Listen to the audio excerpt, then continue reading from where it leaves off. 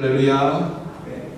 오늘 말씀을 통해서 다시 한번 힘을 얻을 수 있는 시간 되시기 바라고, 또 하나님께서 우리를 하나님의 가족으로 부르셨는데 이 가족의 의미가 뭔가를 붙잡고 그 뜻 가운데 살아갈 수 있는 저와 여러분 되시기를 바랍니다. 지난 화요일날 저녁에 한국에서 저희 큰 누님이 카톡폰으로 전화가 왔어요. 미국에 계속해서 이 코로나 바이러스 확진자가 많이 증가되는 것을 보고 걱정을 해가지고 좀 괜찮은지 궁금해서 전화가 왔습니다. 괜찮다고 그렇게 이야기를 하고 또 안심을 시켜드렸습니다. 2달 전만 하더라도 한국에 이 코로나 바이러스가 확진자가 많이 있었어요. 또 많이 증가되는 그런 상황이 되어서 제가 전화를 드렸는데 이번에는 2달 만에 역전이 되어가지고 지금 미국이 지금 전 세계에서 통계가 하면 확진자가 가장 많이 발생한 가운데 있지 않습니까? 이런 어떤 재난이나 고통이나 어려움이 있으면 제일 먼저 생각나는 사람들이 누굽니까? 가족 아닙니까? 그죠? 가족의 손길, 또 가족의 관심, 또 가족의 그런 따뜻한 말 한마디, 이것들을 우리가 기대하고 또 이런 것을 경험했을 때 또 우리가 위로를 받지 않습니까?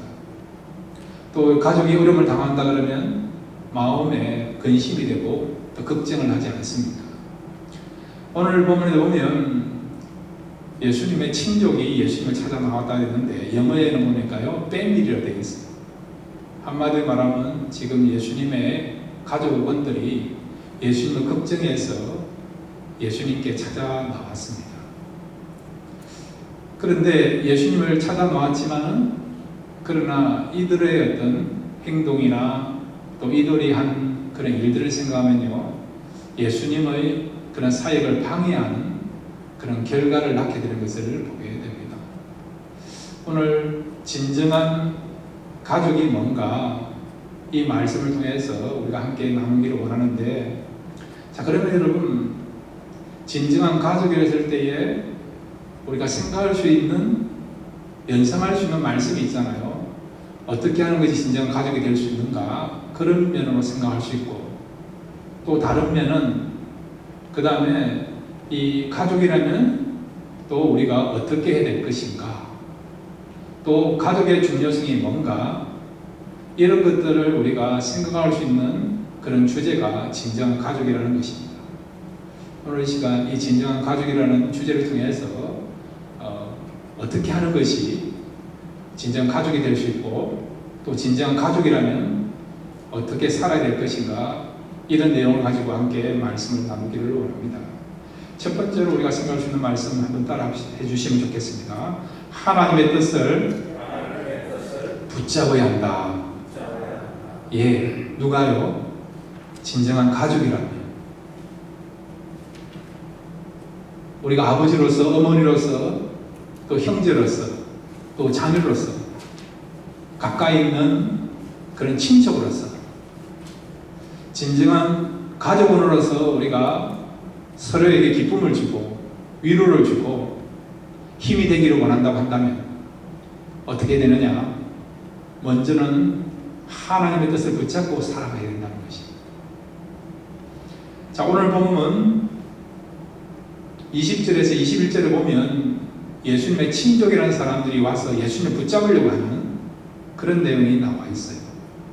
자, 20절 우리 21절 같이 읽겠습니다. 시작. 집에 들어가시니 무리가 다시 모임으로 식사할 겨를도 없는지라 예수의 친족들이 듣고 그를 떨러 나오니 이런 그가 미쳤다 하밀더라. 아멘. 오늘 본문을 보면 예수님이 식사할 겨를이 없을 정도로 그렇게 바쁘게 사역을 하고 계십니다.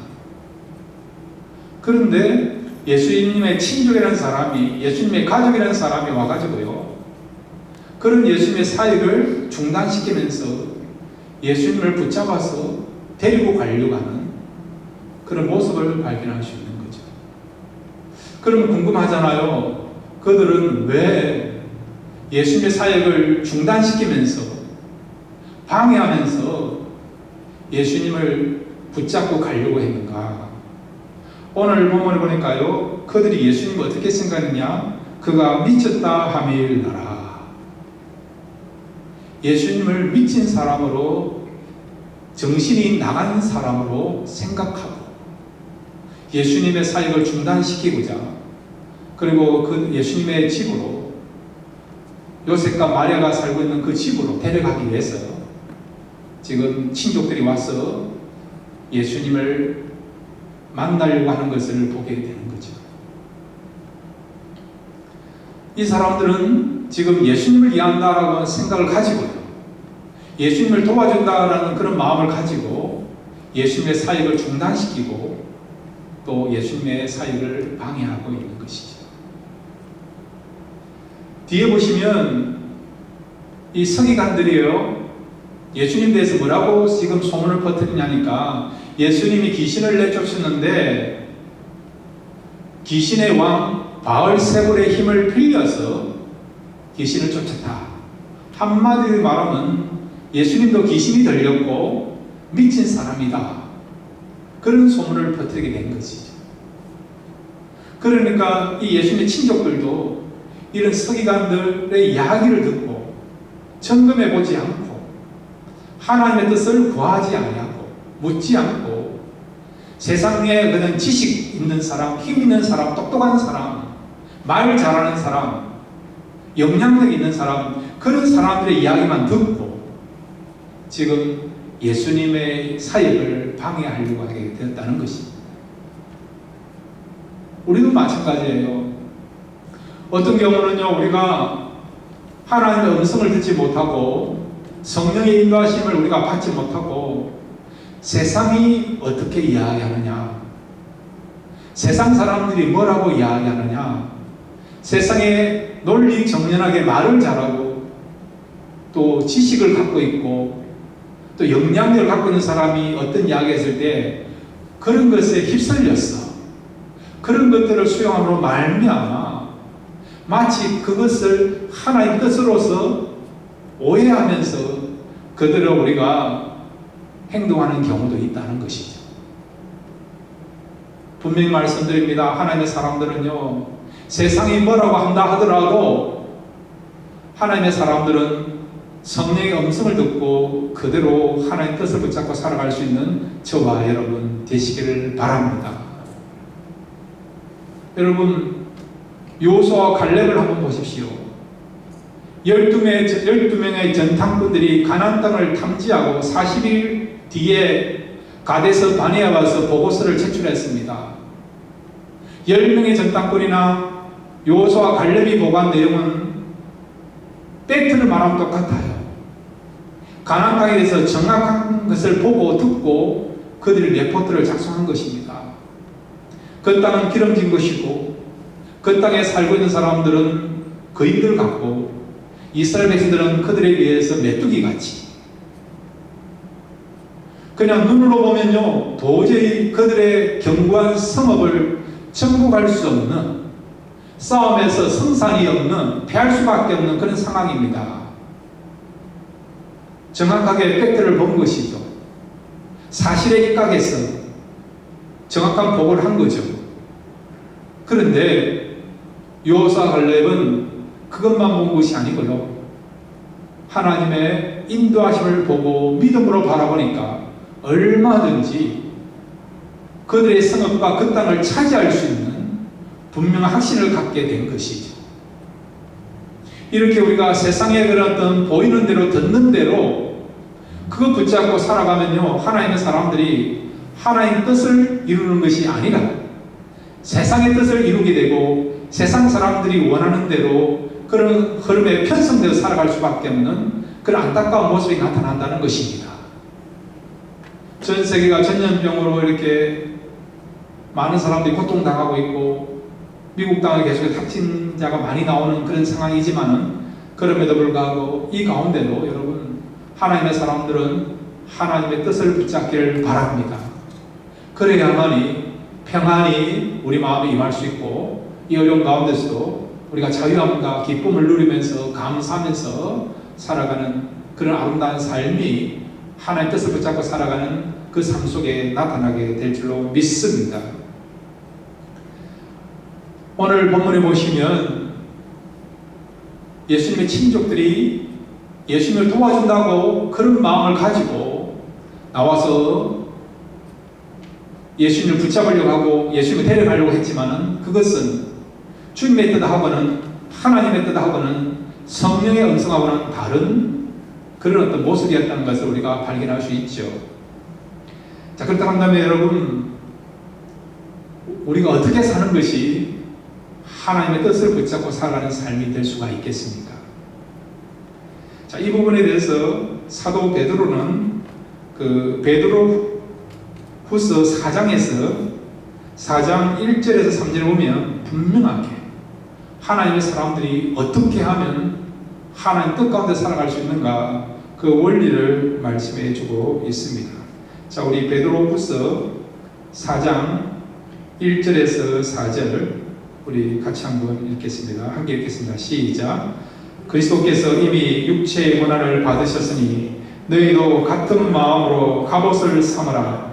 이는 육체의 고난을 받은 자는 죄를 거쳤음이니 그 후에는 다시 사람의 정욕을 따르지 않고 하나님의 뜻을 따라 육체의 남은 때를 살게 하려 함이라. 너희가 음란과 정욕과 술 취함과 방탕과 향락과 무법한 우상 숭배를 하여 이방인의 뜻을 따라 행한 것은 지나간 때로 족하도다. 아멘. 자, 여기 보면 2절과 3절에 보면 남은 때가 있고요, 지나간 때가 있습니다. 지나간 때는 과거의 때예요. 과거에 살았던 삶을 이야기하는 것입니다. 우리가 육체를 쫓았다 행했던 일들, 정력을 쫓아 행했던 일들, 학략적인 삶을 살았던 그런 삶들, 하나님의 말씀 가운데 산 것이 아니고 우리가 원하는 듯 살았던, 육신의 만족을 위하여서 살았던 그런 부분에 대해서 어떤 경우는 우리가 후회하지 않습니까? 세월을 낭비했다고 한탄하면서 우리가 과거에 대해서 그런 안타까운 마음을 갖고 있지 않습니까? 근데 성경은 이 과거에 우리가 잘못된 삶들, 시간 낭비했던 삶들, 세월을 허송소홀했던 이런 부분에 대해서요, 뭐라고요? 지나간 때라는 거예요. 지나간 때. 중요한 것은 지나간 때를 붙잡는 것이 아니라 이제 우리에게 남아있는 때를 붙잡아야 될 것을 말씀해 주고 있습니다. 2절에 보시면 육체의 남은 때를 살게 하려 함이라. 비록 여러분의 나이가 60이고 70이고 80이고 그렇게 된다 하더라도 오늘부터 앞으로 하나님 앞에 가는 그날까지 하나님이 우리에게 허락하신 그 연수대로 이 남은 때의 소망을 가지고 그것을 붙잡고 살아갈 수 있는 저와 여러분 되시기를 바랍니다. 그러면 여러분, 지나간 거는 어차피 지나간 거니까 돌이킬 수 없는 거거든요. 후회해도 그거는 여러분 아무 의미가 없는 것이고, 이제 중요한 것은 지나간 것을 우리가 붙잡는 것이 아니라 남은 때를, 남은 시간을 붙잡아야 된다는 거죠. 무엇을 위해서요? 하나님의 뜻을 이루기 위해서 이 남은 때를 사용해야 될 것을 말씀해 주고 있습니다. 그래서 2절을 보시면 하나님의 뜻을 따라 육체의 남은 때를 살게 하려 함이라. 하나님의 사람들은요, 남은 시간 하나님의 뜻을 붙잡고 살아가야 된다는 것입니다. 그래야만 후회스럽지 않고 영광스럽고 의미가 있고 가치가 있고 기쁨이 있고, 주님 앞에 섰을 때도 정말 너는 잘 살았다, 충성된 종이다, 아름답고 생명력 있는 삶을 살았다, 그런 칭찬을 받으려고 한다면 우리의 남은 생에 오늘부터라도 여러분 하나님의 뜻을 따라 살 수 있는 저와 여러분 되시기를 바랍니다. 그럼 어떻게 하는 것이 하나님 뜻 가운데 살 수 있느냐? 여러분 1절을, 베드로전서 4장 1절을 다시 한번 읽겠습니다. 시작. 예수께서 이미 육체의 고난을 받으셨으니 너희도 같은 마음으로 갑옷을 삼아라. 이는 육체의 권한을 받은 자는 죄를 거쳤음이니라. 아멘. 무엇을 말씀해 주고 있습니까? 하나님의 뜻을 이룰 수 있는 그 아름다운 삶에 있어서 모범이 되신 분이 있죠. 모델이 되신 분이 있죠. 누굽니까? 예수님. 예수님처럼 살면요, 우리도요, 남은 때를 하나님 뜻을 붙잡고 살아갈 수 있는 아름다운 삶을 살겠다는 것을 말씀해 주고 있습니다. 그러면 예수님은 어떻게 사셨느냐? 오늘 베드로전서 4장 1절에 보면 너희도 같은 마음으로 갑옷을 삼아라 그랬어요. 갑옷을 삼으라는 것은 여러분 군인이요, 이렇게 무장을 하라는 것입니다. 무장을 하라. 마음에 대해서 이런 마음을 가지고 이런 자세를 가지고 살아라. 그것이 갑옷을 가지고 살아라는 것을 말씀해 주고 있는 거죠. 한마디로 예수님의 마음을 본받고 그 마음으로 무장되어 살아갈 것을 말씀해 주고 있는 것입니다. 그럼 예수님의 마음은 어떤 마음입니까? 우리 예수님은 높고 높은 그 하늘 보좌를 버리고 이 땅에 오셨잖아요. 이 땅에 오셔서 십자가에 지셨잖아요. 예수님이 십자가에 지실 때 어떤 마음을 가지실 것 같겠습니까? 먼저는 하나님의 부름에 순종하려고 하는 소명의식을 가지고 주님은 십자가를 지셨다고 믿습니다. 저와 여러분도요, 남은 생에 우리 성도들 한 분 한 분마다 부르신 고유의 그런 소명이 있어요. 그 소명을 붙잡고 살아가는 그 삶은 하나님의 뜻을 붙잡고 살아가는 고귀하고도 아름답고 또한 하나님이 인정하시는 생명력이 있는 가치 있는 삶을 살아가게 될 줄 믿습니다. 주님은 또 어떻게 사셨습니까? 주님은 십자가를 지실 때에 사랑의 마음을 가지고 지신 거 아닙니까? 어떤 신학자는 이렇게 이야기합니다. 예수님을 십자가에서 버티게 한 것은 못이 아니고요, 사랑이었다라고 말씀하고 있지 않습니까? 주님은 십자가를 질 때에요, 사랑의 마음을 가지고 십자가를 지신 것입니다. 고난의 잔을 마신 것입니다. 억지로 할 수 없었어. 그런 마음이 아니고, 예수님이 십자가에 피를 흘리시고 살을 찢어주심으로 말미암아 모든 인류가 구원받을 수 있기 때문에, 죄로부터 사망으로부터 벗어날 수 있기 때문에 우리를 향한 그 사랑의 마음을 가지고 십자가를 지었다는 것입니다. 저와 여러분도 날마다 하루하루를 하나님 주신 그 사랑에 감사하며 보답하는 마음을 가지고 살아갈 때 우리도 하나님의 뜻을 이루면서 살아가는 저와 여러분이 될 줄 믿습니다. 그 다음에 여러분, 예수님은요, 희생하시고 비워내는 삶을 사셨잖아요. 그렇지 않습니까? 철저히 희생하셨어요. 하나님이시고 영광을 받으실 뿐에도 불구하고 그런 것들 다 비워내고 내려놓고 낳고 나오기 전에 이 땅에 오셔서 종이 되셨고 마지막에는 우리를 위하여서 피와 살을 다 내어주신 분이 주님 아니십니까? 모든 것을 비워내신 분이 주님 아닙니까? 우리도요, 주님의 삶을 본받아서 교회를 위하여, 성도를 위하여, 복음을 위하여서 하나님 맡기신 그 사명을 위해서 희생하고 비워내는 삶을 살 때에 저와 여러분도 하나님 뜻을 붙잡고 살아가는 그런 삶이 될 줄 믿습니다. 주님이 그렇게 살아갔다면 저와 여러분도 그렇게 살 때에 진정 가족으로서 아름다운 영향력을 나타내고, 그렇던 가족으로서 많은 사람들에게, 또 특별히 우리 가족원들에게 기쁨과 소망을 주는 그런 하나님의 사람들이 될 줄로 믿습니다. 두 번째로 여러분, 진정한 가족이 되기를 원한다면 우리 같이 따라합시다. 성령을 해방하면 안 된다. 예, 오늘 본문에 보면 성령 해방죄라는 죄가 나와요. 이 무서운 죄죠. 하나님은 사랑의 하나님, 자비의 하나님, 은혜의 하나님인데, 그런데 이 성령 해방죄는 용서하심을 받지 못한다는 겁니다. 자, 오늘 성경 여러분 28절부터 마가복음 3장 28절부터 30절까지 같이 읽겠습니다. 시작. 내가 진실로 너에게 이르노니 사람의 모든 죄와 우로 해방하는 해방은 사하심을 얻되 누구든지 성령을 해방하는 자는 사심을 영원히 얻지 못하고 영원한 죄에 처하느니라 하시니 이는 저희가 말하기를 더러운 귀신이 들렸다 함이로라. 아멘. 여러분, 우리 하나님은 용서의 하나님, 사랑의 하나님 아닙니까? 근데 오늘 성경에 보니까요, 이 성령 해방죄를 지은 사람은 용서하지 않는다는 거예요. 사심을 얻지 못한다는 겁니다. 성경에 보면 하나님은 이런 분 아니에요.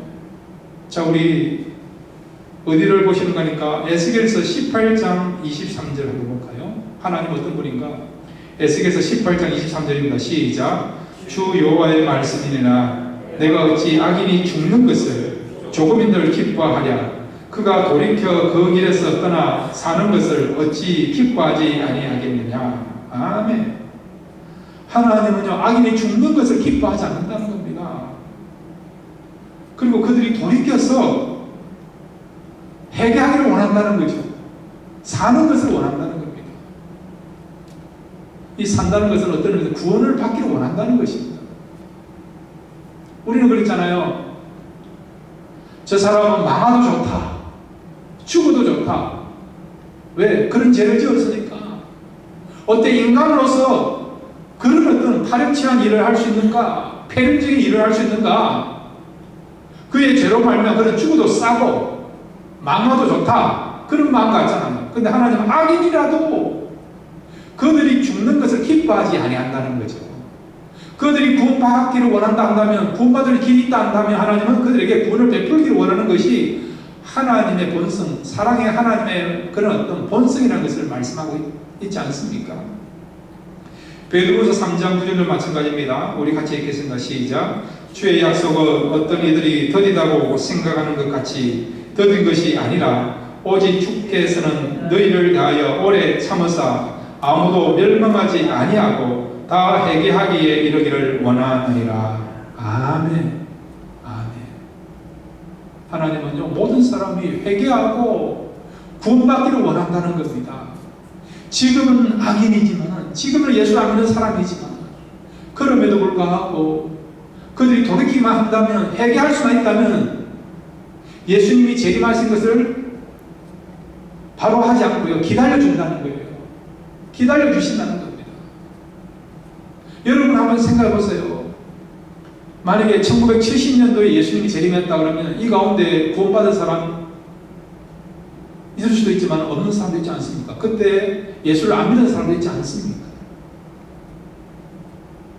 근데 주님께서 기다려주심으로 말미암아 주님의 재림이 바로 오지 않고 아직도 기다리는 가운데 있기 때문에 우리에게 회개할 수 있고 그 다음에 구원받을 수 있는 기회가 주어진 거 아닙니까?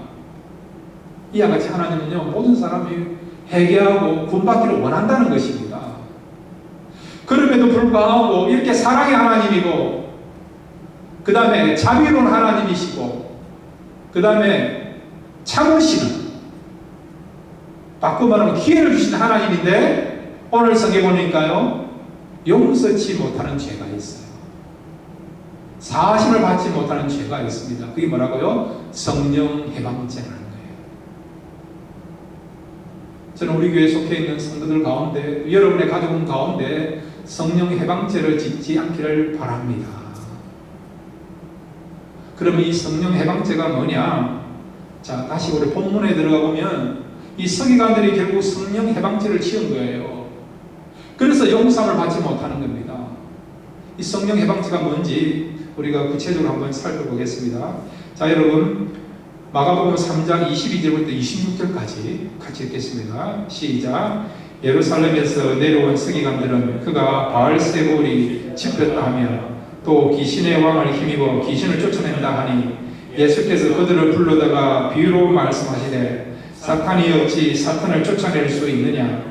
또 만일 나라가 스스로 분쟁하면 그 나라가 설 수 없고 만일 집이 스스로 분쟁하면 그 집이 설 수 없고 만일 사탄이 자기를 거슬러 일어나 분쟁하면 설 수 없고 망하느니라. 아멘. 이게 무슨 말씀입니까? 서기관들이 와가지고요, 예수님을 향하여서 당신이 귀신을 내쫓는 그런 역사와 능력을 나타내는데, 그런데 그 힘이 어디서 왔느냐? 하나님께로 온 것이 아니고요. 귀신의 왕 바알세불의 힘을 입어서 귀신을 내쫓았다는 겁니다.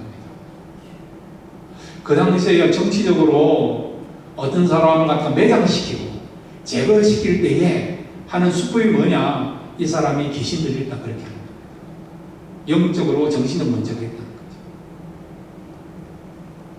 그러면요, 그 사람은 사회에서 매장되는 거예요. 한국의 한국도 보면 어떤 사람이 잘 나가고 똑똑하고 인정받으면 어떻게 합니까?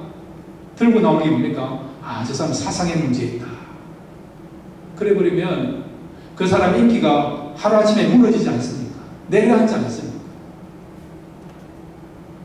이 서기관들도 정치적인 그런 어떤 목적을 가지고 많은 사람들이 예수님을 향하여서 많은 지대한 관심을 갖고 반면에 자기들에 대해서는 무관심하니까 그런 시기심이 발동되어 가지고 또 예수님이 하시는 그런 어떤 사역의 내용들이 마음에 안 드니까 안식에도 병자를 고치고 율법을 무시하는 것 같으니까 예수님을 제거해야겠다는 그런 어떤 목적을 가지고요. 예수님의 흠집을 찾기 위해서 어떻게 말을 만들어 가느냐? 귀신 들렸다라고 이런 소문을 퍼뜨리는 거죠. 근데 예수님이 이 서기관들이 뭐라고 이야기합니까? 너희들이 말하는 것에 대해서 잘못됐다, 오류가 있다라고 지적하지 않습니까? 자, 보십시오. 예수님이 만약에 귀신의 왕 바알세불의 힘을 가지고 귀신을 내쫓는다, 말이 안 된다는 거예요. 귀신은 누구를 위해서 일하는 존재입니까? 사탄을 위해서 일하는, 사탄의 명령을 받고 일하는 그런 영물 아닙니까? 귀신이나 사탄은 같은 편인데 귀신을 내쫓는다는 것은 사탄의 세력이 약해진다는 거예요. 약해진다는 거예요. 귀신을 내쫓는다는 것은 사탄과 귀신이 싸우는 결과가 된다는 거죠. 어떻게 같은 편이 싸울 수 있느냐? 분쟁할 수 있느냐? 말이 안 된다는 거죠. 그런데 여러분, 이렇게 예수님께서 진리의 말씀을 선포했음에도 불구하고 오늘 성경 여러분 30절에 보시면 3장 30절에 보시면 이는 저희가 말하기를 더러운 귀신이 들렸다 함이라라. 여전히 말씀을 들어도 회개하고 뉘우치는 그런 마음이 아니고요. 끝까지 그들의 주장을 끊지 않는 거죠. 진리를 들어도 진리를 배척하는 거죠. 자기들이 원하는 것만 듣고 자기들이 말하고 싶은 것 말을 한다는 겁니다. 예수님에게 귀신을 내쫓는 능력이 있다는 것을 알면서도 그것을 인정하지만은 그럼에도 불구하고 예수님의 진리에 대해서는 배척하는 그런 자세를 취하게 되는 것이죠. 무슨 말씀해주고 있습니까? 진리를 알고도 진리를 받아들이지 않고 믿지 않고 끝까지 배척하는 것이 뭐라고요? 성령 해방죄라는 것입니다. 그럼 어찌 된다고요? 사심을 얻지 못한다는 것입니다. 사랑하는 여러분, 하나님 말씀을 듣게 되고 알게 되고 또한 그 말씀을 우리가 붙잡게 되면 그 말씀대로 살아갈 수 있는 저와 여러분 되시기를 바랍니다. 우리뿐만 아니라 여러분의 가족들도 마찬가지예요. 특히 구원에 있어서 오직 구원은 예수님밖에 없잖아요. 내가 곧 길이요 진리요 생명이니 나로 말미암지 않고는 아버지께 올 자가 없도다. 영접하는 자 곧 그 이름을 부르는 자에게 하나님의 자녀가 되는 권세를 주셨으니 누구든지 주의 이름을 부르는 자는 구원을 얻으리라. 이런 진리의 말씀, 구원을 받을 수 있는 복음을 들음에도 불구하고 그 말씀을 끝까지 받아들이지 않고 배척하면 어떤 일이 벌어진다고요? 그것이 성령 해방되는 거예요. 그러므로 여러분, 혹시라도 여러분 가져온 가운데 아직도 복음을 듣고도 그것을 받아들이지 않고 믿지 않고 붙잡고 있지 않는 그런 가족이 있다면 성령님께서 그의 마음을 녹여주셔서 복음을 받아들여서 진정한 예수 안에서 가족이 될 수 있는 그날이 속히 오게 해달라고, 하나님께서 강권적으로 역사해달라고, 그들의 마음을 바꾸어달라고 기도하시기를 바랍니다. 기도할 때 하나님께서 역사할 줄로 믿습니다. 세 번째로 마지막으로 우리가 진정한 가족이 되기를 원한다면 우리가 어떻게 살아야 될 것인가? 우리 같이 한번 따라합시다. 영적인 가족이 되어야 한다. 예, 그렇습니다. 오늘 성경 보면 우리가 진정한 가족은요, 그냥 혈통적인 가족으로 끝나서는 안 되고 영적인 가족이 되어야 한다는 거죠.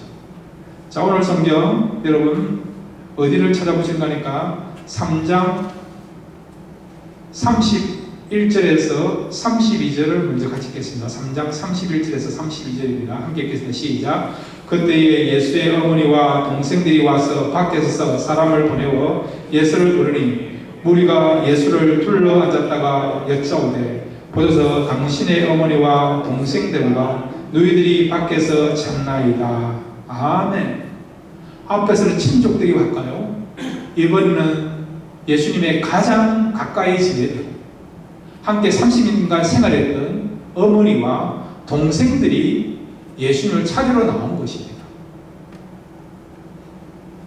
그런데 예수님은 지금 예수님의 어머니와 동생들이 예수님을 찾는다 이야기를 듣고요, 뭐라고 말씀하시느냐? 자, 33절부터 35절을 같이 읽겠습니다. 시작. 대답하시되 누가 내 어머니이며 동생들이냐 하시고 둘러앉은 자들을 보시며 이르시되 내 어머니와 내 동생들을 보라. 누구든지 하나님의 뜻대로 행하는 자가 내 형제요 자매요 어머니이니라. 아멘. 파격적인 말을 하시는 거예요. 지금 밖에서 예수님의 어머니와 동생들이 와서 예수님을 찾습니다. 예수님을 데리러 왔습니다. 그 말을 예수님 들었어요. 근데 예수님께 즉각적으로 반응을 보면서 뭐라고 말씀하셨냐? 앉아있는 사람들을 향하여서 누가 내 어머니고 누가 내 동생이고 누가 내 자매이냐? 그러면서 여기에 앉아있는 너희들이 뭐라고요? 나의 어머니고 나의 동생이고 나의 자매다 말씀하고 있지 않습니까? 이 말씀을 여러분 잘 이해하셔야 됩니다. 육적인 그런 어머니, 육적인 아버지, 형제, 자매, 혈육을 통해서 맺어져 있는 이런 가족관계를 무시하자는 거 아니에요. 어떤 사람은 기독교에 대해서, 기독교는 효에 대해서 그런 어떤 부정적인 생각을 갖고 있는 기독교다, 종교다, 그렇게 생각하는 사람이 그렇지 않습니다. 기독교는 여러분 효도를 강조하고 또 효도에 대해서 중요성을 말하는 신앙입니다. 내 부모를 주 안에서 공경하라. 십계명에도 그렇게 되어 있지 않습니까? 너희 부모를 공경하라. 그렇게 말씀하고 있지 않습니까? 그러니까 여러분, 하나님의 사람이라면 여러분의 부모님들, 자녀들, 또 여러분의 형제들 잘 공경하시고 사랑하시고 우애를 돈독하게 세우고 가시기를 바랍니다. 근데 오늘 보면 주님께서 뭐라고 말씀하시느냐? 바로 하나님의 뜻을 행하는 그 사람이 뭐라고요? 내 어머니고 내 형제고 나의 자매다. 진정한 영적인 그런 가족이 될 수 있다라고 말씀하고 있지 않습니까? 이 말씀 속에는요, 우리가 두 가지 의미가 있어요. 첫째는 뭐냐니까 하나님 뜻을 행하는 것이 중요하다는 거예요. 하나님 뜻을 행하는 것 중요해요. 하나님 뜻을 행한다는 속에는 뭐가 포함되어 있느냐? 지금 이 사람들이 예수님과 주변에 있으면서 집에 모여서 뭘 하고 있습니까? 주님의 말씀을 듣지 않아요. 그러므로 여러분, 진정한 가족이 되기를 원한다, 영적인 가족이 되기를 원한다 그러면 날마다 하나님 말씀을 가까이 해야 될 것을 말씀해 주고 있습니다. 우리가 예수 안에서 우리가 영적인 그런 어떤 형제가 되고 자매가 되고 아버지가 되고 또 자녀가 되었어요. 예수 안에서 우리는 하나가 되어서 영적인 그런 공동체를, 가족 공동체를 이루고 있습니다. 이 영적인 공동체가 더욱더 아름다워지고 활성화되고 생명력 있게 위해서는 바로 날마다 말씀을 듣고 말씀 안에서 교제가 일어나야 된다는 것입니다. 주님 지금 말씀하시는 것이 하나님의 뜻을 행하는 것이 진정한 가족이라는 말은 이 뜻 속에는요, 주의 말씀을 듣는 것을 사모하면서 가까이 되는 것을 말씀해 주고 있습니다. 그러므로 날마다 말씀을 듣고 말씀 붙잡고 말씀 중심으로 살아갈 때에 교회 안에서 또 신앙 공동체 안에서 더욱더 영적인 가족으로서 기쁨과 은혜를 누려가는 역사가 일어나게 될 줄로 믿습니다. 그 다음에 하나는 뭐냐? 우리가 영적인 그런 가족원이 되기 위해서는 조건에 있어서요, 값없이 차별 없이 주시는 그런 조건이라는 것을 말씀해 주고 있습니다. 자, 여러분, 예수님을 찾아 나온 사람들 한번 생각해 보세요. 바리새인도 있었죠. 니고데모 같은. 그 다음에 여러분 또 어떤 사람은 헤롯궁에서 일하는 사람도 있었어요. 귀족도 있었습니다. 지식인도 있었고요. 삭개오나 마태처럼 세리장애도 있었고, 창기도 있었어요. 어부도 있었고, 다양한 사람들이 예수님을 찾아왔습니다. 반면에 예수님의 어머니와 형제들은 예수님과 가장 가까이 지난 사람들 아닙니까? 어떤 의미에서 그 사람들은요, 구원받는 데 대해서 1순위를 할 수 있는 사람 아닙니까? 특별 대우를 받아야 될 사람 아닙니까? 여러분, 왕의 사람들 보세요. 특별 대우를 받잖아요. 귀족으로서, 왕족으로서. 대통령의 여러분 가족도 마찬가지죠. 펄스레이라고 부르기도 하고, 예. 한국에서는 그 대통령의 딸을 영애라고 부르지 않습니까? 예. 가는 곳마다 우대를 받지 않습니까? 세상에 여러분 힘 있는 자, 가진 자, 그 패밀리들은요, 금수저해가지고 VIP로서 대우를 받습니다. 그런데 여러분, 주님은 뭐라고 이야기하십니까? 천국 가는 데 있어서 내 어머니라고, 나의 형제라고, 나의 자매라고 해서 1순위가 아니라는 거예요. 나와 패밀리가 되기 때문에, 육신적으로 혈통을 통해서 그런 관계를 맺었기 때문에, 그것 때문에 구원을 얻을 수 있고 천국 가는 게 아니라고 한다는 것입니다. 바꿔 말하면 누구든지 하나님의 뜻을 행하면, 하나님의 말씀을 듣고요, 그것을 믿고 그것을 붙잡고 살아간다면, 예수님하고는 혈통적으로, 지역적으로, 혈연적으로 아무 연관이 없다 하더라도 그 믿음 때문에 진정한 영적인 가족이 될 수 있다는 것을, 천국 시민이 될 수 있다는 것을, 하나님의 자녀가 되고 주님의 자녀가 될 수 있다는 것을 말씀해 주고 있는 것입니다. 그 말씀이 바로요, 하나님 뜻대로 행하는 자가 나의 진정한 가족이라고 말씀하고 있는 것입니다. 그러니까 하나님께서 주시는 구원은 차별 없이 값없이 주시는, 믿기만 하면, 받아들이기만 하면 우리가 얻을 수 있는 그런 구원이, 우리가 얻을 수 있는 구원이요, 또 우리가 믿고 있는 바로 신앙인 것을 말씀해 주고 있습니다.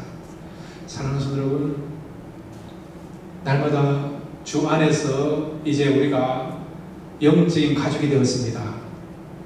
육신의 가족은요, 어떤 경우는 이 세상으로 끝나는 경우도 있어요. 예수를 믿지 못하면 안타깝습니다만, 예수를 믿지 못하면 이 세상에서 보는 것이 마지막이 될 수는 있습니다.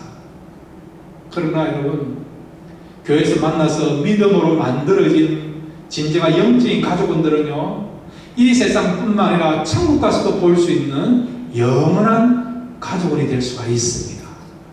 한마디로는 성도와 성도 관계는 끝내주는 관계예요. 여러분, 지긋지긋하더라도 천국 가서 봐야 됩니다. 여러분. 이 세상 끝나는 게 아니에요. 그러니까 여러분, 평소에 있을 때 잘하시길 바랍니다. 천국 가서도 볼 수 있는 관계니까 서로 사랑하고 서로 이해해주고 감싸주고 기대해줌으로 말미암아 천국에 가서 아름다운 관계를 형성하고 주 안에서 기쁨을 나눌 수 있는 그런 영원한 가족이 되시길 바라고, 이런 가족의 기쁨을 날마다 누리며 살아갈 수 있는 저와 여러분 되시기를 주의 이름으로 축원드립니다.